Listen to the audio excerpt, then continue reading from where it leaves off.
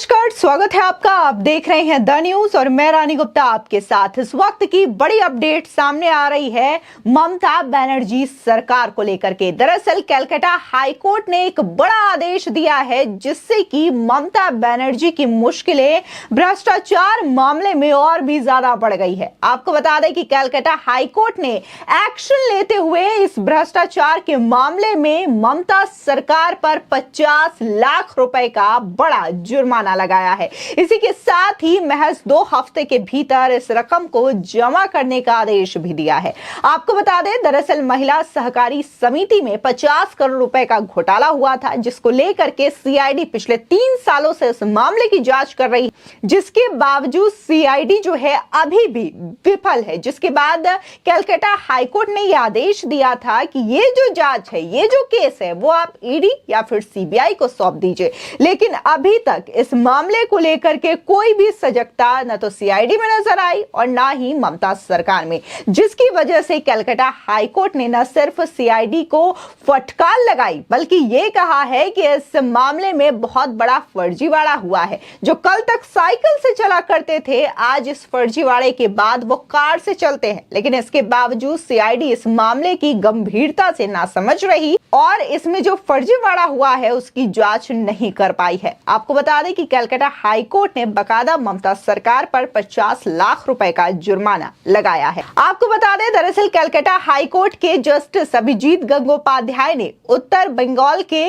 अलीपुरद्वार महिला सहकारी समिति के 50 करोड़ रुपए के भ्रष्टाचार मामले में ममता सरकार पर 50 लाख रुपए का जुर्माना लगाया है। दरअसल हाईकोर्ट के जस्टिस अभिजीत गंगोपाध्याय ने 24 अगस्त को आदेश दिया था कि इस मामले की जांच सीबीआई और ईडी को सौंप दी जाए। साथ ही मामले से जुड़े सभी संबंधित दस्तावेज भी केंद्रीय एजेंसियों को सौंपे जाए। लेकिन पश्चिम बंगाल की सरकार ने अब तक इसकी जांच सीबीआई और ईडी को नहीं सौंपी, लिहाजा हाईकोर्ट ने यह जुर्माना लगाया है। सरकार को यह रकम 2 हफ्ते के अंदर हाईकोर्ट के रजिस्ट्रार जनरल के पास जमा करवानी है। इसके साथ ही हाईकोर्ट ने सरकार को सीबीआई और ईडी को दस्तावेज सौंपने के लिए 3 दिन का समय दिया है। बता दें कि इस मामले की सुनवाई शुक्रवार को हुई है। सीआईडी ने जस्टिस गंगोपाध्याय द्वारा पारित फैसले की समीक्षा की मांग की है। सीआईडी ने जांच उन्हें सौंपने का अनुरोध किया, लेकिन जस्टिस गंगोपाध्याय ने सीआईडी की याचिका खारिज कर दी है। आपको बता दें कि सीबीआई ने कोर्ट में यह दावा किया है कि कोर्ट के आदेश के बावजूद सीआईडी ने इस मामले में उन्हें कोई दस्तावेज नहीं सौंपा। इसके बाद जस्टिस गंगोपाध्याय ने आदेश दिया है कि 18 सितंबर तक सभी दस्तावेज केंद्रीय जांच एजेंसी को सौंप दिए जाए। अगर दस्तावेज सीबीआई को नहीं सौंपे गए तो गृह सचिव को तलब किया जाएगा। इसके बाद जस्टिस गंगोपाध्याय की सीआईडी पर टिप्पणी की और कहा कि मैं जानता हूं कि पैसे का गबन किसने किया है। जो लोग साइकिल से चलते थे वे अब गरीबों का पैसा खाकर कार से चल रहे हैं, कोर्ट के साथ खेल खेल रहे हैं। उन्होंने आगे ये भी कहा कि सीआईडी इतने लंबे समय तक जांच कर रही है, कुछ क्यों नहीं हुआ। जांच आगे नहीं बढ़ने पर इसे सीबीआई को दे दिया गया। अगर 3 दिन के भीतर दस्तावेज सीबीआई को नहीं सौंपे गए तो मैं गृह सचिव को तलब करूंगा। साथ ही जस्टिस गंगोपाध्याय ने सीबीआई को तलब करने के साथ ही कहा कि यह 50 करोड़ का भ्रष्टाचार है, गरीबों का पैसा हड़प लिया गया है, गांव के लोग सब्जियां बेचकर पैसे खाते थे, धोखा दिया गया है। फिर उन्होंने ईडी से कहा है कि जो भी प्रभावशाली व्यक्ति है उन्हें गिरफ्तार करो, उन्हें हिरासत में लेकर के पूछताछ करने के अलावा कोई विकल्प नहीं है।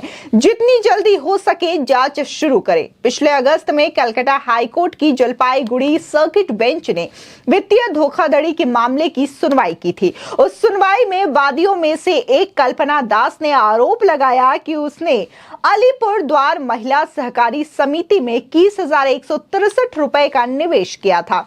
साथ ही कल्पना का दावा है कि कई और निवेशकों ने कुल 50 करोड़ रुपए का निवेश किया है। पैसे निकालते समय कंपनी ने दावा किया था कि यह पैसा बाजार में विभिन्न लोगों को ऋण के रूप में दिया जाएगा, लेकिन जब पैसा वापस पाने का समय आया तो निवेशकों को कंपनी बंद मिली। 3 साल तक जांच के बाद भी सीआईडी ये पता नहीं लगा सकी कि कर्ज के रूप में पैसा किसे दिया गया था। याचिकाकर्ता ने कोर्ट में शिकायत की है कि अगर लोन दिया गया होता तो कर्ज लेने वालों का नाम भी बताया जाता, लेकिन पिछले 3 साल में सीआईडी को किसी का नाम नहीं मिला, यानी कि पैसा किसी को दिया ही नहीं गया है, रुपयों का घपला कर दिया गया है।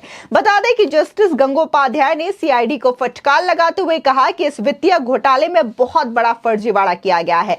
लगभग 3 साल की जांच के बाद सीआईडी जांच में भी विफल रही है। इसके बाद उन्होंने केस सीआईडी को लेकर के सीबीआई ईडी को सौंप दी थी। आपको बता दें इसी के साथ ही यह हिदायत दी गई है कि बकायदा 3 दिन के अंदर, यानी कि बस 1 हफ्ते का समय भी सीआईडी को नहीं दिया गया है और ना ही ममता सरकार को कि वो जुर्माने की जो राशि 50 लाख रुपए कही गई है कलकत्ता हाईकोर्ट के द्वारा उसे जमा करने के लिए, और साथ ही सीआईडी को ये कहा गया है कि आपसे जांच नहीं हो पा रही है, आप पूरी तरीके से विफल है।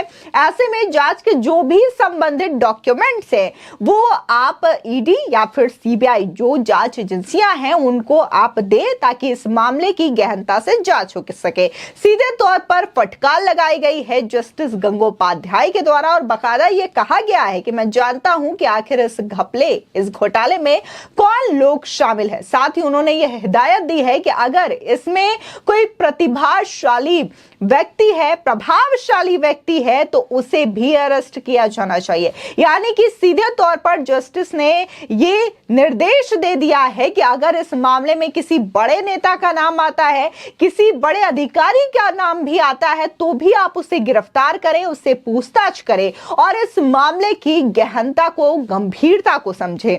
फिलहाल जिस तरीके से देखने को मिला है कि ममता सरकार एक के बाद एक मुश्किलों में लगातार फंसती हुई नजर आ रही है।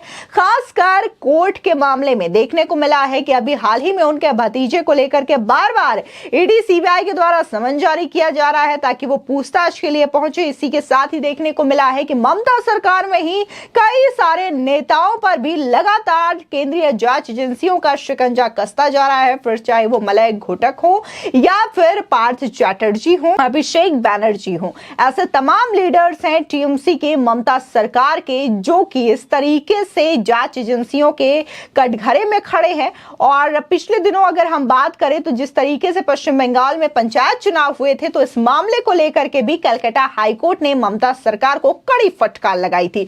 और जिस तरीके से खूनी खेला पश्चिम बंगाल में इलेक्शन के दौरान देखने को मिला, तो इसको लेकर के बकायदा कलकत्ता हाईकोर्ट ने यह कहा था कि आखिर आप किस तरीके की इमेज बाहर के राज्यों को दे रहे हैं। क्या आप उन्हें यह बताना चाहते हैं कि हर इलेक्शन में पश्चिम बंगाल में इसी तरीके का खूनी खेला होता है? अगर वाकई में इसी तरीके से चुनाव करना है तो फिर चुनाव कराने की जरूरत ही क्या है? इसी तरीके से सरकार चुन ली जाए, इसी तरीके से फैसला ले लिया जाए, जिसकी वजह से ममता सरकार को काफी ज्यादा शर्मिंदगी भी झेलनी पड़ी। लेकिन इसके बावजूद पश्चिम बंगाल में पंचायत चुनाव के दौरान यह खूनी खेला थमने का नाम नहीं ले रहा था। इस खबर को लेकर के आपकी क्या राय है, हमारे कमेंट सेक्शन में जरूर बताएं। आगे की और भी अपडेट के लिए चैनल को सब्सक्राइब करना ना भूलें।